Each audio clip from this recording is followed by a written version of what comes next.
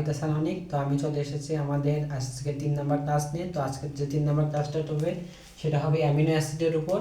এখন প্রথমে আমাদের যে জিনিসটা জানতে হবে সেটা হচ্ছে অ্যামিনো অ্যাসিড কাকে বলে। তো অ্যামিনো অ্যাসিড হচ্ছে মিথেনের ডেরিভেটিভস। তাহলে অ্যামিনো অ্যাসিড হচ্ছে সাধারণত মিথেনের ডেরিভেটিভস। এখন এই যে অ্যামিনো অ্যাসিড, এই অ্যামিনো অ্যাসিডটা কোন কোন উপাদান নিয়ে গঠিত হয়? অ্যামিনো অ্যাসিড গঠিত হয় কি কি নিয়ে? ধরো এই একটা অ্যামিনো অ্যাসিড গঠিত হবে, সেখানে থাকবে হাইড্রোজেন মূলক, থাকবে অ্যাসিড মূলক এবং অ্যাসিড মূলক কোনটা তোমরা জানো যে COOH। এবং এটার সাথে থাকবে একটা অ্যামিন মূলক, এবং অ্যামিন মূলক কি? অ্যামিন মূলক হচ্ছে H2N। এখন হচ্ছে সাধারণত এই অ্যামিনো অ্যাসিডটা মানে রাসায়নিক গঠনটা কেমন বা কেমিক্যাল স্ট্রাকচারটা কেমন? দেখো কেমিক্যাল স্ট্রাকচারটা হবে, ধর এটা কার্বনের সাথে আমি 4টা বন্ধন যাবে, জানোই যে কার্বন 4টা বন্ধন গঠন করে, সেই 4টা বন্ধনের একটা একটা করে মিলাও। 4টা বন্ধনে একটা হবে হাইড্রোজেন মূলক, তারপরে আমি একটা হাইড্রোজেন দিলাম। একটা হচ্ছে অ্যাসিড মূলক, এই যে একটা অ্যাসিড দিলাম। একটা অ্যামিন মূলক, এখানে একটা অ্যামিন মূলক দিলাম। এবং এইখানে যে আর একটা বন্ধন ফাঁকা আছে সেটা আমি আর দ্বারা প্রকাশ করলাম, কারণ এইখানে কি কি বসতে পারে দেখো। এইখানে বসতে পারে আর ইজ ইকুয়াল হাইড্রোজেন অথবা কার্বনের গ্রুপ অথবা মূলক, কার্বনের গ্রুপ অথবা মূলক বসতে পারে। মানে এখানে আর এখানে যে কোনো কিছু বসতে পারে। এখন কথা হচ্ছে এই অ্যামিনো অ্যাসিডটা সাধারণত এই আর এর যে স্থান আছে এইখানে বিভিন্ন জিনিস বসতে পারে, সেই জিনিসের উপর ভিত্তি করে অ্যামিনো অ্যাসিডকে বিভিন্ন নামে ডাকা হয়। দেখো যদি আর ইজ ইকুয়াল এইচ হয়, অর্থাৎ এই আর এর জায়গায় যদি হাইড্রোজেন বসে, তাহলে আমরা কি সেটাকে বলবো হলো গ্লাইসিন। তুমি যদি এটা সহজে মনে রাখতে পারবা কিভাবে, দেখো তুমি মনে করবা যে একটা প্রবাদ হাই গেল, হাইতে তুমি মনে রাখবা হাইড্রোজেন, গেলতে তুমি মনে রাখবা গ্লাইসিন। তাহলে তুমি যখন কার্বনের এখানে একটা হাইড্রোজেন থাকবে তখন এই অ্যামিনো অ্যাসিডের নামটা হবে কি? গ্লাইসিন। এই গ্লাইসিন নামটা হবে। এখন তুমি দেখো যদি আর এর জায়গায় আমি যদি বসাই কি এই CH3 বসাই, তাহলে এটার নাম হবে কি? এটার নাম হবে অ্যালিন। তুমি এটা কিভাবে মনে রাখতে পারো? তুমি এটা মনে রাখতে পারো এইভাবে যে মিতা এলো। দেখো মিতা দিয়ে তুমি এটা জানাই যে মিথেনের মতো দেখা যায়, এবং এলোতে অ্যালিন। তার মানে আর এর জায়গায় যদি এই জায়গাটা যদি CH3 বসে, তাহলে আমরা সেই অ্যামিনো অ্যাসিডকে আমরা বলবো কি? অ্যালিন বলবো। আর দুইটা জিনিস আছে, সেটা হচ্ছে যদি আর এর জায়গায় দেখো বসছে CH2SH, তাহলে সেটাকে বলবো সিস্টিন। সেটাকে আমরা বলবো কি? সিস্টিন। এটা কিভাবে মনে রাখবো? এটা একটু হাস্যকর, সেটা হলো শালা সিস্টিন। সেটা আমরা শালা সিস্টেম, শালা মানে কি? SH, আমরা এইভাবে মনে রাখবো। আর সিস্টিন মানে এখানে তো সিস্টিন বসে গেল। এখন আমরা আরেকটা জিনিস দেখবো, সেটা হচ্ছে আর ইজ ইকুয়াল CH2OH যদি থাকে। এখন যদি OH থাকে তাহলে কি হবে? আর ইজ ইকুয়াল CH2OH যদি থাকে তাহলে এটার নাম হবে সাধারণত সেরিন। এটার নাম হবে কি? সেরিন। তাহলে এটা আমরা কিভাবে মনে রাখবো?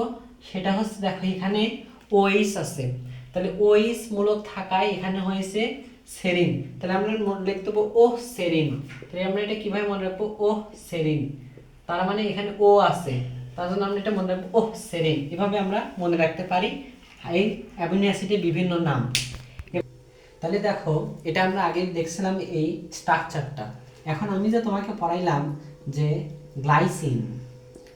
গ্লাইসিন মানে কি? সেখানে একটা হাইড্রোজেন যোগ হবে। কোথায় যোগ হবে? আরে।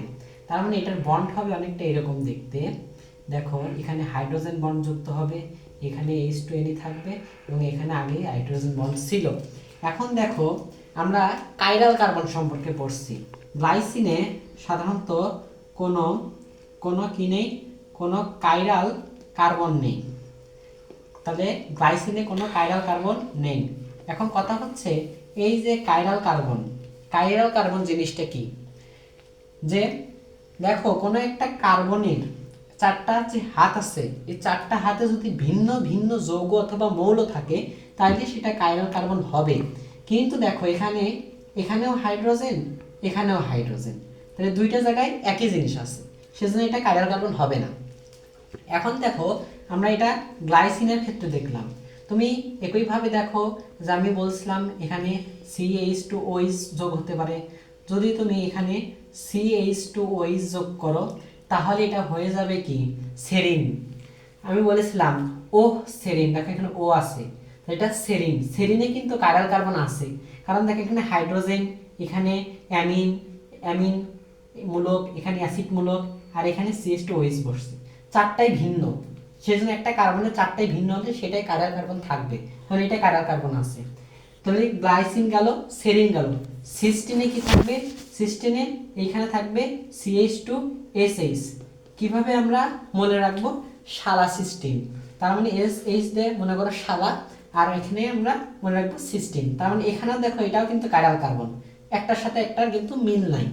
তুমি এখানে আরেকটা জিনিস দেখো, আরেকটা জিনিস হলো পড়ছিলাম CH3 মেথিয়েলো। এটা কি? এটা হলো অ্যালিন। দেখো এখানেও কিন্তু এটা ভিন্ন, এটা ভিন্ন, এটা ভিন্ন, এটা ভিন্ন, সেজন্য এটাও কাইরাল কার্বন আছে। শুধুমাত্র গ্লাইসিনের কোনো কাইরাল কার্বন নেই, কিন্তু অন্যান্য যতগুলো আছে সবগুলোর কি আছে? কাইরাল কার্বন আছে। দেখো আমি এই চিত্রটা আগে ছিল, এখন দেখো এখানে কিন্তু এটা হচ্ছে একটা কার্যকারী মূলক। আমরা জানি কি অ্যাসিড মূলক একটা কার্যকারী মূলক। কার্যকারী মূলকের পাশে যে একটা কার্বন আছে, এটাকে অ্যামিনো অ্যাসিডের এই ক্ষেত্রে বলা হয়ে থাকে আলফা কার্বন। তাহলে একটা কার্যকারী মূলকের পাশে যে কার্বনটা থাকবে সেটাকে আমরা বলবো আলফা কার্বন। দুনিয়ার যত অ্যামিনো অ্যাসিড আছে সব অ্যামিনো অ্যাসিডই এই আলফা কার্বন নিয়ে গঠিত। প্রত্যেকটা অ্যামিনো অ্যাসিডের আলফা কার্বন থাকবে। এখন এই অ্যামিনো অ্যাসিডের বৈশিষ্ট্যগুলো কি? এরা সাধারণত উভধর্মী। আমরা কিভাবে বুঝবো যে অ্যামিনো অ্যাসিড একটা উভধর্মী? দেখো এইটা যার জেনারেল অবস্থা, এই জেনারেল অবস্থাতে সে কিন্তু অ্যাসিডীয়, সে অ্যাসিডীয়। কিন্তু যখন অ্যামিনো অ্যাসিডটা এমনে থাকে,